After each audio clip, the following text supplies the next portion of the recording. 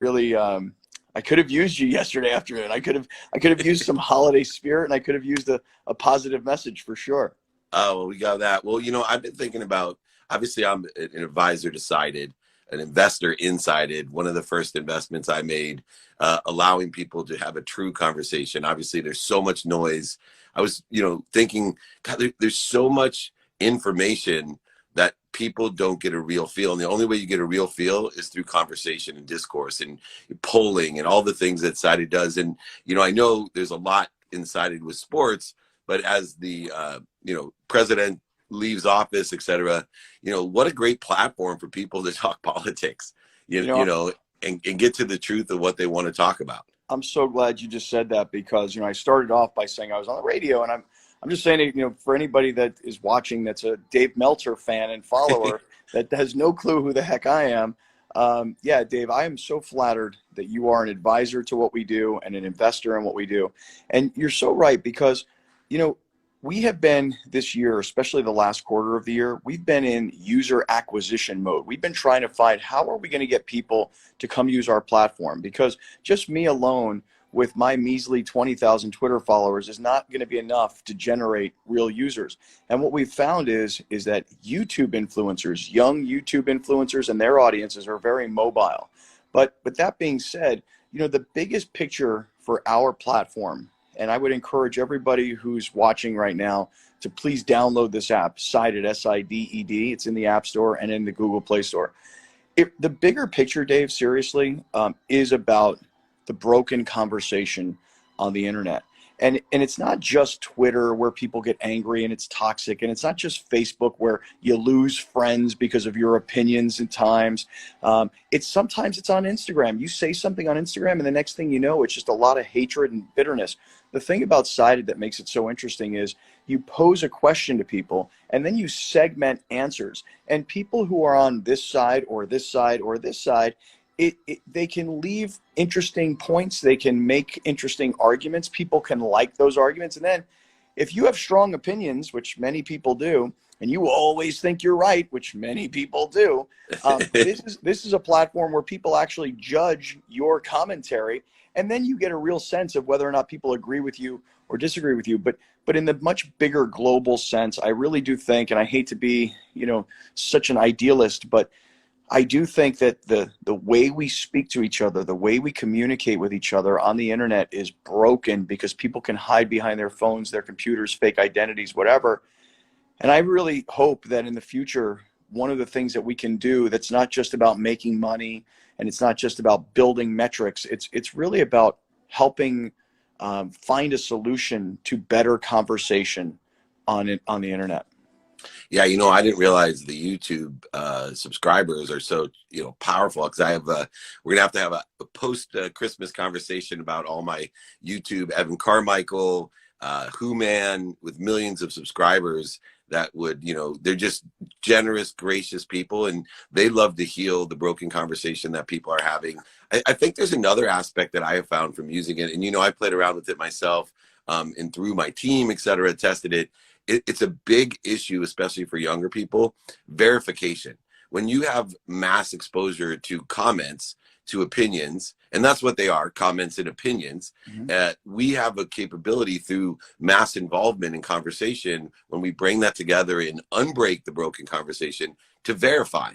People can post and say, wait a second, the whole premise of this person is good for this is wrong, because here is facts right here. And then someone else could say, actually, your facts aren't true either, and come back. And that's what Sided to me is all about. Now, also, I will tell you that in the sports realm, it's extremely fun. Yeah. Right?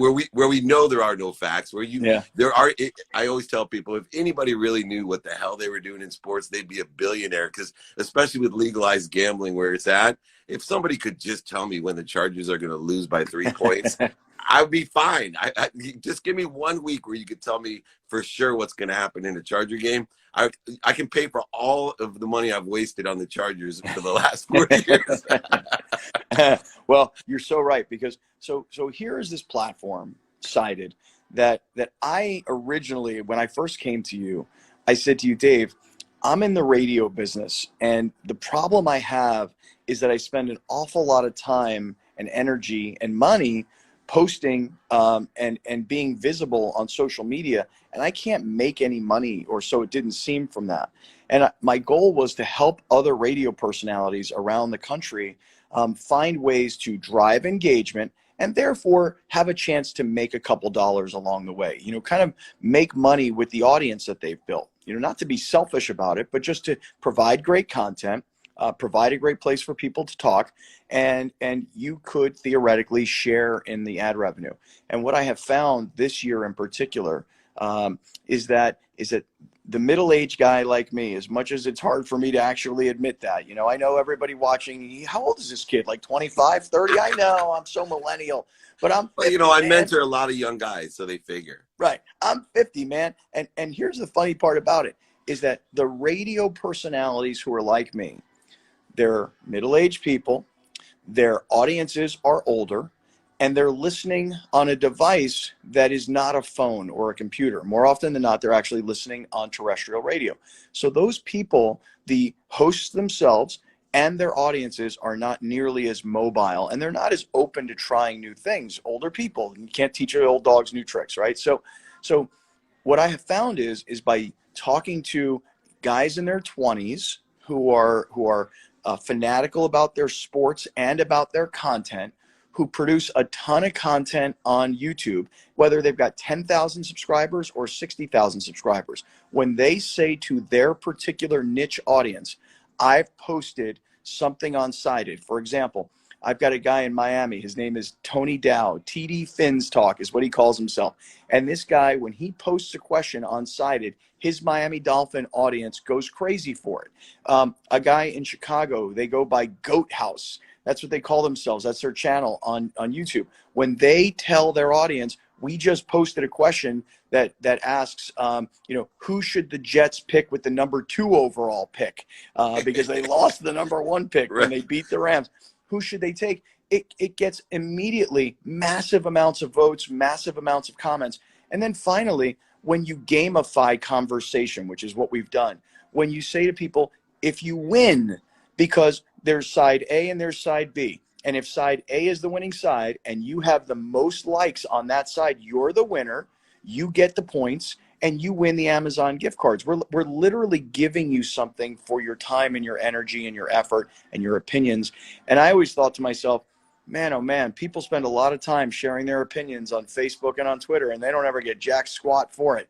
So, sports debate is a really fun thing. You as a Charger fan and as a San Diego sports fan your whole life, somebody posted the other day, who was the greatest player ever in Qualcomm Stadium?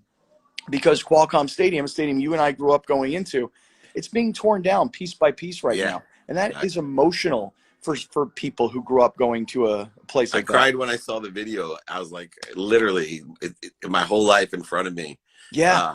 Wow. And you think about it, like, who were the legends of the last 50 years that played in that stadium, from Tony Gwynn to Marshall Faulk to Junior Seau to Dan Fouts, and the list goes on. So Brett Favre at the Super Bowl in '88, right? Like, absolutely.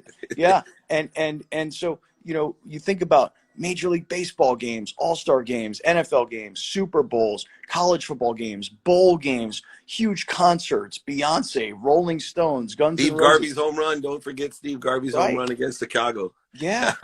So classic moments in a stadium. And so people have these conversations. I think it was this. I think it was that. They share stories. They share emotions. And at the end, when people judge their comments, I like this, what Dave Meltzer said. I like what Scott Kaplan said. And you move up the leaderboard, there's a competitive nature to the conversation. So as you can probably tell, man, I'm, as somebody who is on the radio every day, 2 different radio shows, 2 different markets. One in the morning I do in San Diego, and one in the afternoon I do in LA. 2 different radio stations, completely different audiences. As someone who's also in the business of software now, who would have ever imagined? This is the twists and turns of being an entrepreneur. I'm so proud of what we've built, and gosh, I just want everybody to use it. And that's really my goal for 2021. Scale this business, Dave. And man, do I need your help. You got it, my friend. Absolutely. Now, they can download Sided, SIDED, on any of the platforms, iOS or Android. Right. Where else can they find you, the shows, or Cited on Instagram, YouTube, etc. Yeah, you can find us on Instagram. It'd be great if everybody would download the app Cited. And if you go into the App Store, it's SIDED. If you put in Cited Debates, it'll pop up. I mean, it pops up right away. You'll find that it's a really great platform. It's a ton of fun. People who are using it, Dave, like our power users, like our real top 10% of people, 27 hours last month is what they spent on this app. 27 hours. But the average person comes in and out and will spend 7 to 10 minutes a day. They'll vote, they'll opine. Maybe you can, users generate much of the content and the questions. So if you're on Instagram, @Cited Debates, on Twitter, @Cited Debates. For me personally, it's just my name, Scott Kaplan, Kaplan. You can find me on Instagram. You can find me on Twitter. And if you're driving around in Southern California and you're listening on the radio, 1090 San Diego, 710 LA. I'm busy, man. I'm freaking busy. You're active. I don't like busy. Busy means unavailable. You've always been available to me. Speaking of which, too, I love seeing you because, when I first wanted to start building my brand, there were certain people that supported me whenever I asked, hey, can I jump on? Can you help me promote my brand, my books, my podcasts, my movies, my TV, anything I wanted to do?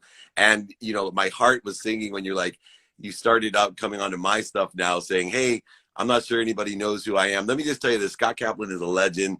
The first person that I wanted to be. I was so excited the first time I was on the Scott and BR show in San Diego. It's the biggest show in Southern California. He's being very humble. And I know not everybody, there's 4.4 billion people.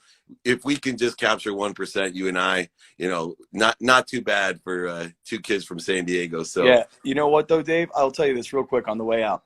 I always love to tell you this, and I tell everybody who's a Dave Meltzer follower this. We once met and had lunch one day, and you told me, you said, you're not good at two things. This is the way I remember you saying it. You said, one, you're not good at receiving. And I went, what does that mean? What do you mean I'm not good at receiving? I don't even understand what that means. And you also told me you're not good at asking for help. And I swear to you, that's probably 7 or 8 years ago that you told me these two things. And ever since then, I've been willing to do both of these things. One, can I please get some help here? I need help, And sometimes it's to my investors and I need help. Hey, I need cash. The company needs cash. I need help. We need the cash to keep things going. Or sometimes it's, hey, I need your help. I'd like you to get on Cited and get an account and play with it and give me your feedback.